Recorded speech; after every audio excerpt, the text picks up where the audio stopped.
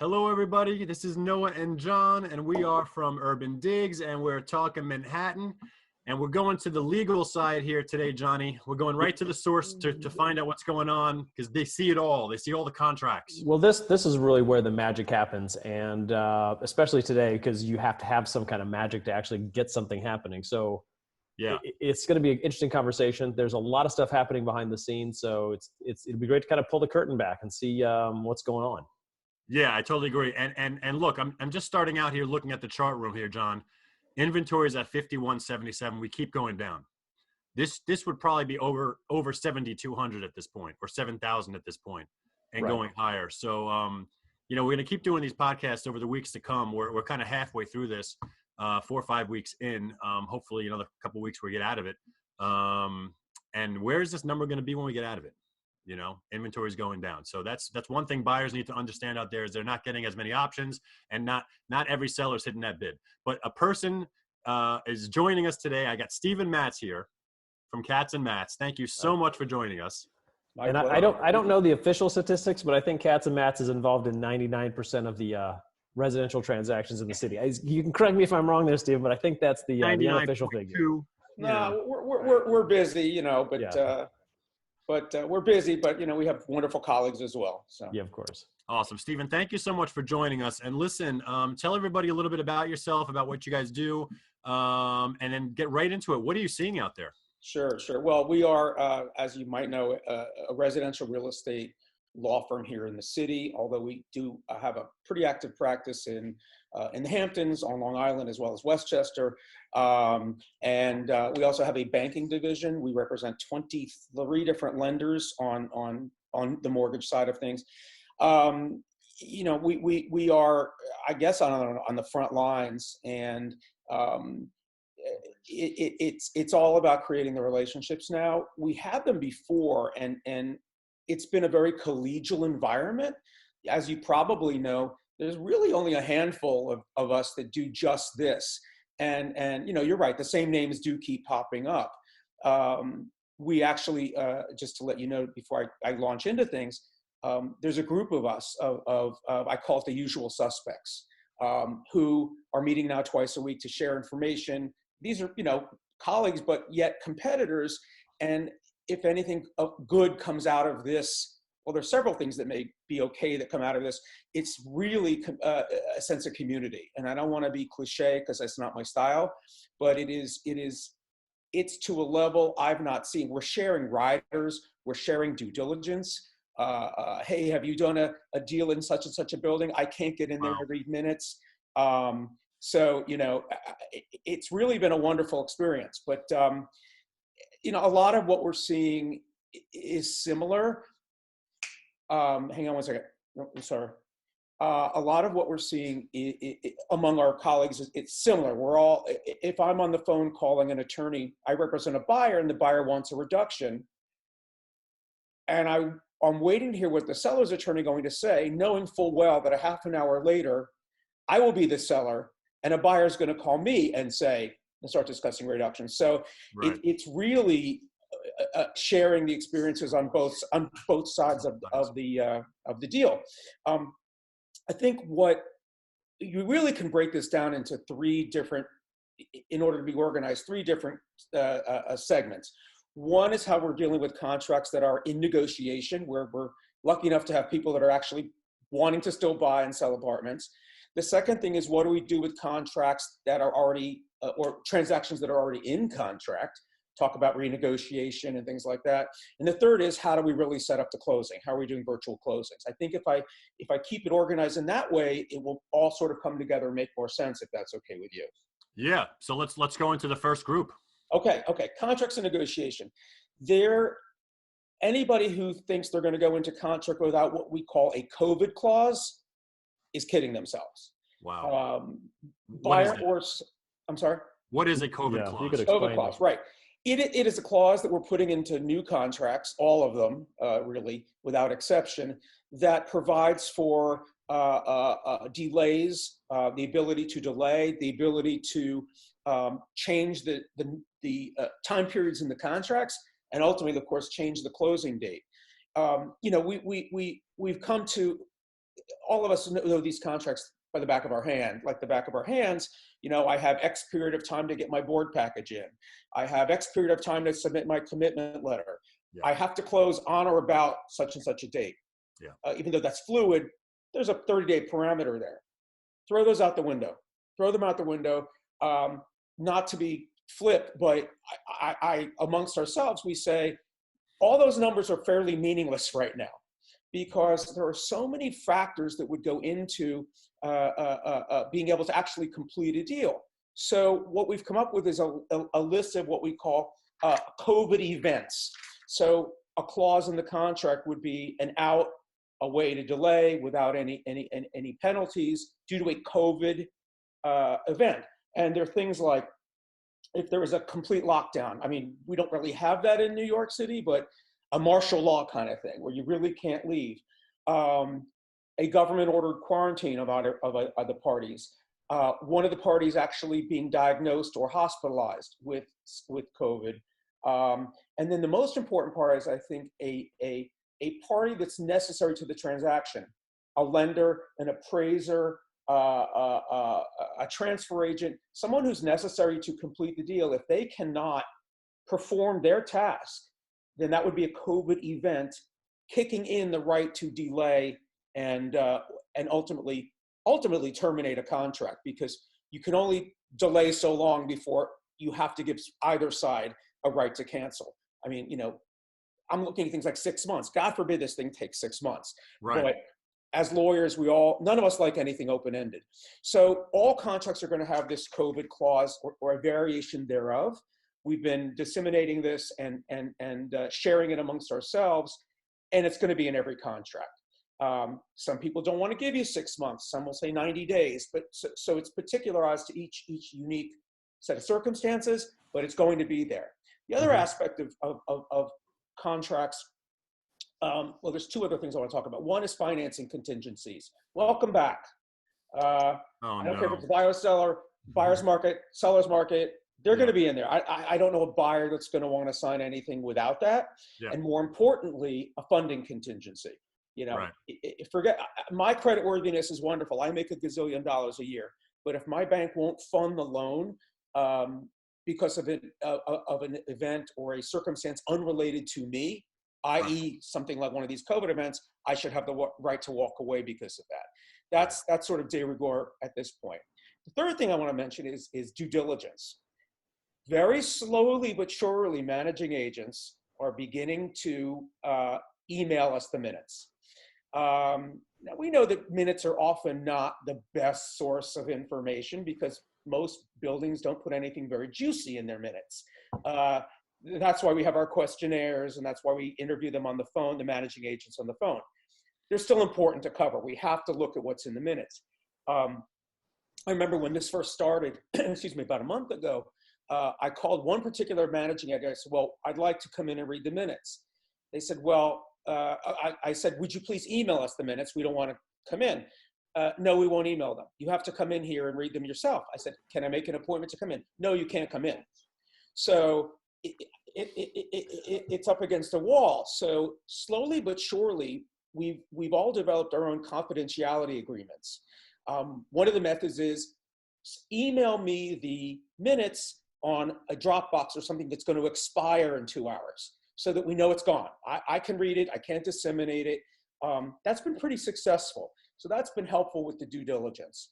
For the most part, I will tell you that a lot of managing agents that were initially used to doing things the way we've all been doing things for 40 years here are starting to become a little more flexible. Condos have been easier because, not for the due diligence, but in putting the deals together, because we are less dependent on a managing agent.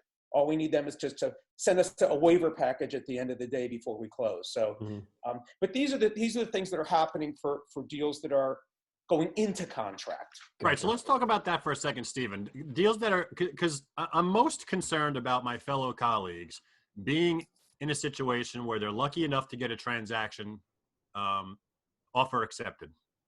And of course, we kick the can now to the attorney side and we sit there and we pray that everything goes well, right? And we can pray for responsiveness and all that.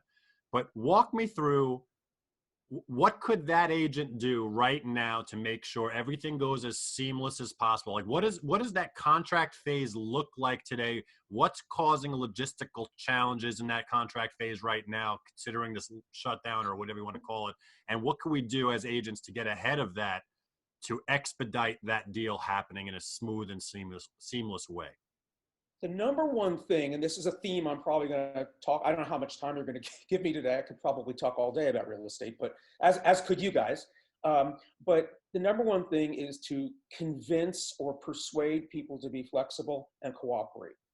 There is no way this is going to get done if the buyer and the seller don't accept the fact that this is the new normal, that these are the new rules, and that's the only way a deal is going to get through. Sellers that are saying, sellers have already taken a haircut from what I know, and I'm not, I defer to my broker friends and colleagues. For a while now, this has become somewhat of a buyer's market pre-COVID. Yeah. So sellers are selling their apartments for prices that they didn't want to sell them for anyway. They've already taken a cut, and now you have buyers saying, well, I only want to pay X, so forth. Because of where I am. I've lost assets. I'm not as rich as I used to be. There are too many unknowns of whether or not I can actually even move in.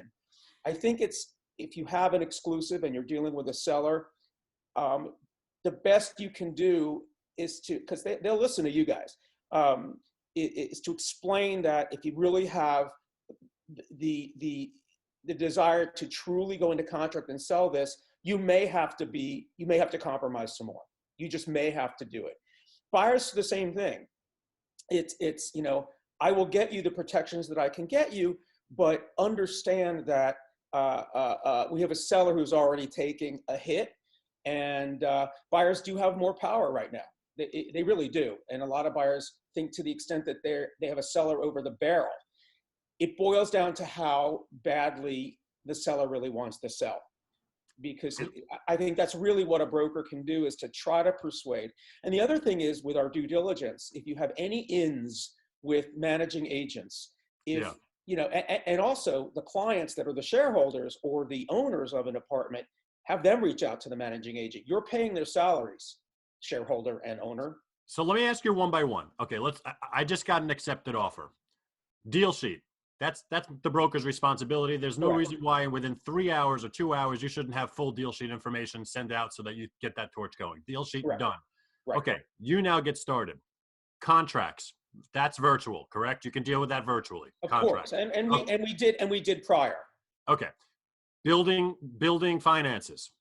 That you can copy the financials. I get the amendments. I get the offering plan, which between us on a 70-year-old building are kind of useless, the offering plan, but we get them anyway. But yeah, we get the financials, the amendments. I also asked for the board application package. That's important. Okay. The condo or the co-op application. Sometimes there's something hidden in there, like a condo flip tax that nobody has ever mentioned or known before. I've had this happen a few times, but it's in the board package. So we don't want any surprises. Okay. Alteration agreement is important to have. Sublet policy is good to have. So I get all this information. I can assemble as much of that as I can on my own. Okay. Due diligence, the board minutes, as you said, is now becoming emailed. So that's one to an extent. Some are still reluctant, but this makes the questionnaire that much more important. Most of us in this field that do this nonstop have our own proprietary questionnaires with a lot of the same stuff on there. But it's making the questionnaire that much more important. In the past, I've had a broker or two say, "Why do you need the questionnaire?" I said, "Well, I'm waiting on the questionnaire." "Why do you need it? Why is it so important?" It's really important because, as I said, boards don't put that much in their minutes. If there's a bed bug issue, they may not put that in the minutes because they don't want to be stigmatized as a bug-infested building. But if I have a questionnaire and I ask somebody face-to-face, have there been bed bugs? That's a yes or no answer. I mean, it may not kill the deal. Tell me where it was and what was done to eradicate it, and it may be a non-issue in the end. But I need to know. The viewers know this is the co-op condo questionnaire. It's typically similar with a bank and a legal, right? Those are there's overlapping things there. There's some overlapping things. I mean, interestingly, a bank questionnaire. Every bank, by the way, has their own proprietary questionnaire. It's much more focused on debt service and cash flows and so forth. But that bank questionnaire is not asking them things about bugs and leaks, Right. Quality of life issues. That's what we need to find out. Right. And are there, you mentioned the whole COVID contingency. Are there any of those type of questions making their way into the questionnaire, or is the questionnaire still sort of untouched? That's a good question. Well, yeah, we're tailoring the questionnaires. The biggest issue, or the biggest thing we need to know from buildings now is, are you allowing appraisers in, possibly building inspectors? And the biggest issue is your building currently allowing move-ins and move-outs? Now, that's very fluid, because if a building is saying today, yes, you can move in and move out, who knows what happens next week? The numbers turn bad again, heaven forbid, and every building now said they were allowing buildings, that's it, we don't want anybody else in our building. That's what we're trying to find out, is what are the current building policies right now? Yes, so right. That's a good point. Well, so can I just follow up on that? Because I think it's an excellent point, and there's just so many moving parts that if one changes, it changes other things. So I'm just curious, let's say you actually get a closing and then the building suddenly doesn't allow a move in or move out. I mean, what happens then from the contract side? Very good even question. If you haven't closed yet. Yeah, very good question. And it's turning out to be sort of one of the number one issues that we're facing in getting buyers to a closing table. So can't do a walkthrough and I can't move in. I'm buying an apartment.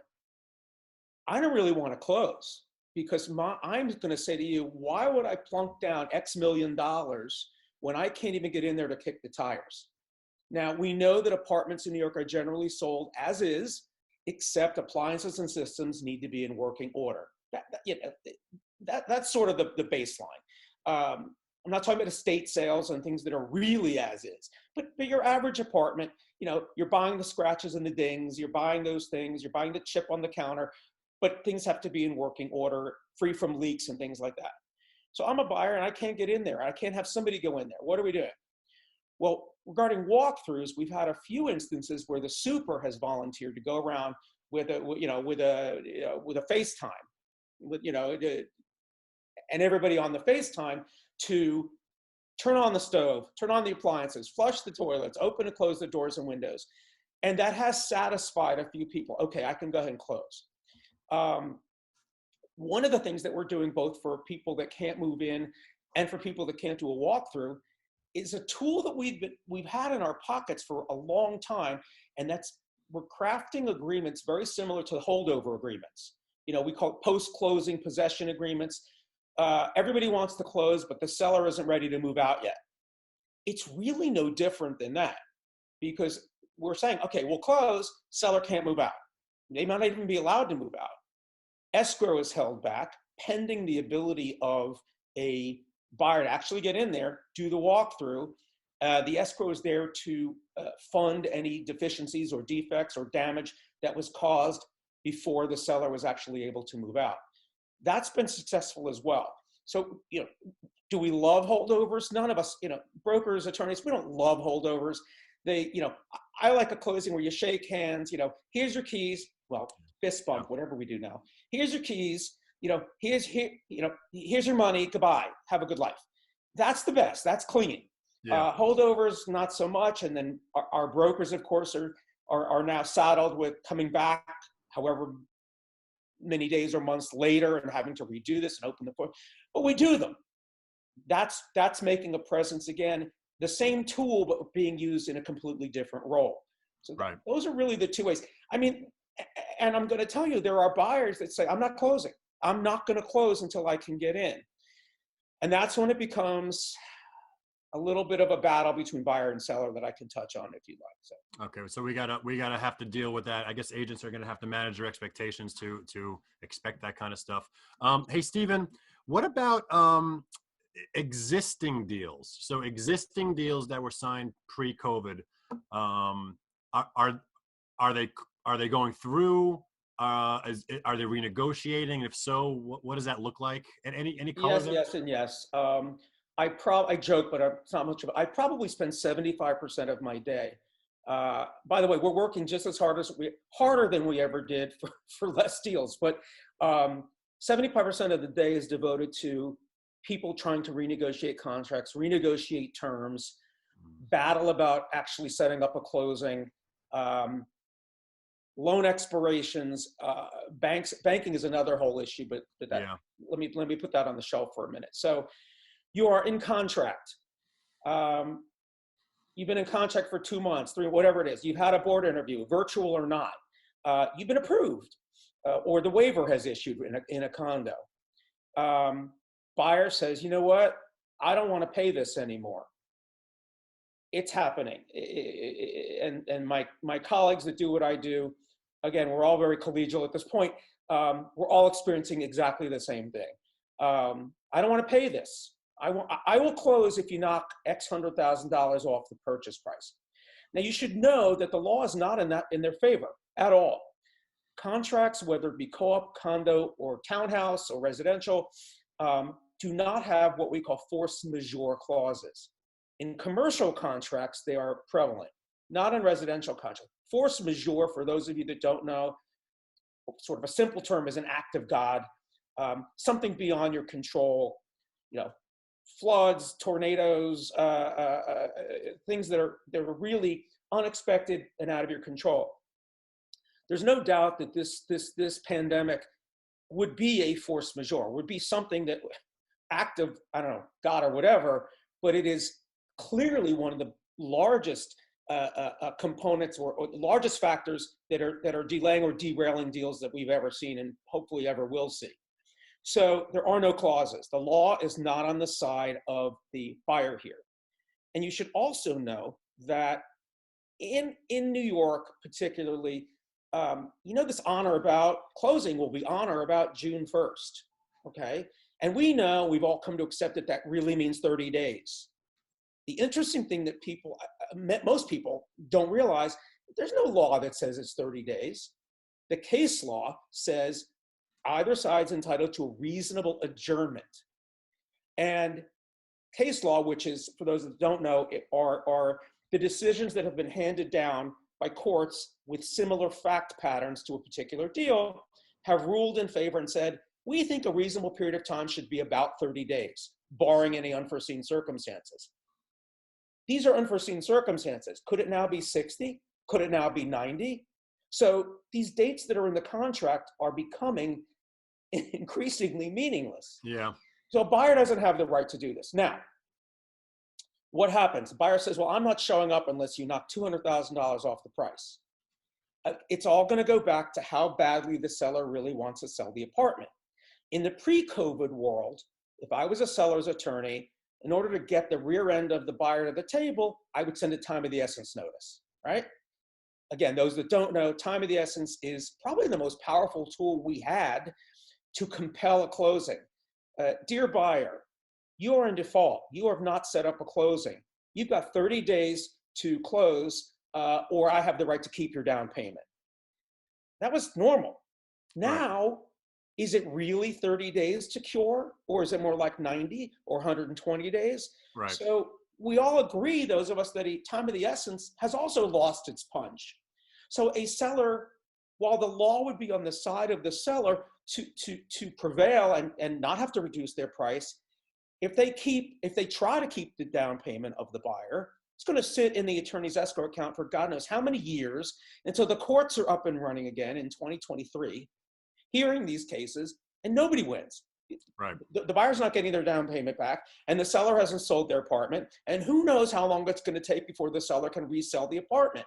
So I've had a number of sellers say, I need to sell.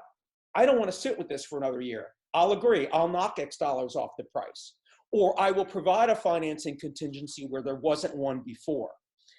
It boils down to how badly, it takes what was once completely legal and makes it emotional, which is sort of interesting because we always try to remove in the past the emotional component, just make smart business decisions. It's now emotional. Yeah. I guess when you have a situation like this, it's hard not to get emotional. Right. What about broken contracts? Are you seeing just buyers walking away? I have had one transaction where the buyer says, I'm just walking away from my down payment. So that doesn't seem like a lot. No. Buyers feel really empowered. And again, I represent buyers and sellers, so I really see both sides of the deal. It's like a prosecutor. I used to be a prosecutor. You can see, you get the idea. You know what the defense is going to say. Yeah. And it's meeting that middle ground. But buyers generally feel empowered. Like I think I have the seller over a barrel. In some cases, they might. It depends how badly that seller needs to sell. But I had one buyer, this is what said, you know what? I'm never going to get my deposit back for a very long time. I'm not closing. I can't close. I've lost my job. My assets are down 30%. The co-op board isn't going to want me anymore. Whatever it may be. I had one person say, I'm just walking away. That's only, Okay. it's one deal. And we have, quite a few in the pipeline. I mean, listen, we pulled the statistics up for broken contracts and we got a very low number. And it made me and everyone that was looking into those numbers question, like, that's a low number. Like you'd expect a lot. And I guess it makes me realize either it's just too early to kind of measure that kind of thing because it hasn't played out yet. Right. Maybe it did break, but for whatever reason, the agent didn't update it. So I don't see it on that end. But regardless, I mean, or maybe this is just something where, again, we talk about this often, John, that sellers, they're going to bide their time. I mean, I know they're breaking the contract on the buy side, but yeah. Anyway. Yeah, I had one seller where I said, we don't want to close. The seller said, fine, I'm going to rent it out for a year and pick it up and see what happens in a year from now. Right. I've seen that happen too. Yeah, and I'm wondering where inventory is at the end of this whole day. How it comes back. We went into this having inventory as a challenge to the market.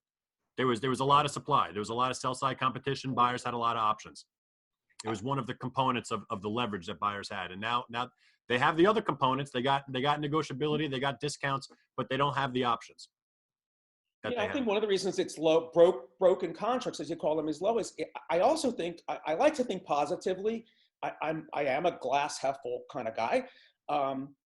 It speaks to the fact that even if we're putting the pause button on it, people still want to be in the game. People still want to buy apartments. Yeah. Obviously, sellers still want to sell apartments. So people are on hold because this is such a fluid environment. I mean, it really, it changes daily. It changes weekly. What is the building going to do? What is the government going to do?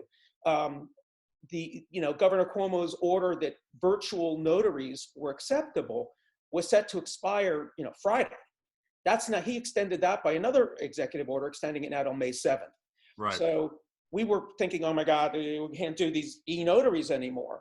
But now, luckily, it's been extended because this didn't go away as fast as everybody would have liked it to go away. And there's also talk of when restrictions get eased, I'm hearing agents talk about how their buildings are not going to allow open houses and their buildings are not going to allow, any kind of gatherings or showings, mass showings in any capacity. Probably. Open houses may be something of the past, but by appointment. I mean, there's a lot of buildings already that say no open houses or by appointment only. Brokers will still be able to show. Still be able to show the apartments, I'm sure. Yeah, this is great, John. You got any other questions for Stephen? Well, Stephen, I hate to disturb you from. I can see you're just relaxing on the shores of Lake Como. I'm in Lake Como at the George Clooney estate, I'm sure. That's it right there. Yeah. Yeah. My kid showed me how to play with backgrounds on Zoom because I have no idea. So well, there you go. At least you stuck with one. Sometimes I have several cycling through when I'm. But just some final thoughts for buyers, sellers, and agents. Yeah, buyers, sellers, agents. Final thoughts. Buyers and sellers need to compromise. If you're really going to have a deal, accept the reality of the world that we're in. It's not the good old days, which was 2 months ago. It just is not the good old days anymore. Cooperate, be conciliatory, compromise. If you're a seller, you might have to take a little less money. If you're a buyer, you may need to wait a little longer before you're set. Brokers, you can all help by facilitating that, by cooperating amongst each other. One of the things I mentioned about the group of attorneys I'm in is we're sharing due diligence. If you have a building and you don't have a lot of comparables, or you haven't been in there in a while, or you may not know what the board is thinking or what they might want, ask your colleagues. You guys are still having all virtual office meetings. Stand up, or sit down, because we're all in sweatpants. From here down, I'm in sweatpants. ask, has anyone done a deal recently in such and such a building? I could really use help. That is, again, that's fostering that sense of community. That is invaluable. Yeah. Oh yeah, I had a deal there last month. The board really wants to see 2 times XYZ that's going to become so much more important. We all want to hang on to the business that we have. Well, none of us are going to have business if we don't share the information. And just to piggyback off that, we're telling agents to if you have buyers or sellers that are there and they want to transact, right? They want to go look at contracts signed in those subsectors of the market in the last 2 or 3 weeks, and go call all those brokers that are in that subsector that are competing with you, and find out what they're going through, and find out what kind of hiccups they're having with the logistical challenges of getting a deal done, and most importantly, where is that deal happening? What kind of discount is going on so that you can guide your client accordingly? This is where the intel is gold at this point. Yeah. And great stuff. I would stress, use to the extent you can a New York City-based real estate attorney. If it's not me, terrific, but don't let the client tell you they want to use Uncle Joe in Pennsylvania because he's cheap. Amen to that. It's the quickest way for agents to lose their hair is using an outside New York City-based attorney. And trust me, I've had a lot of it, and here's where I'm at. So listen, this has been great. Thank you so much for, I can see it on the back there. Thank you so much, Stephen Matz of Katz Matz. Thank you for your time. Thank you for having me. Everyone, I really appreciate it. Yeah, you're great. Thank you so much. Okay. Stay safe, be well. This is Noah and John. We're from UrbanDigs. We're talking Manhattan. We'll catch you next time. Bye-bye. Thank you.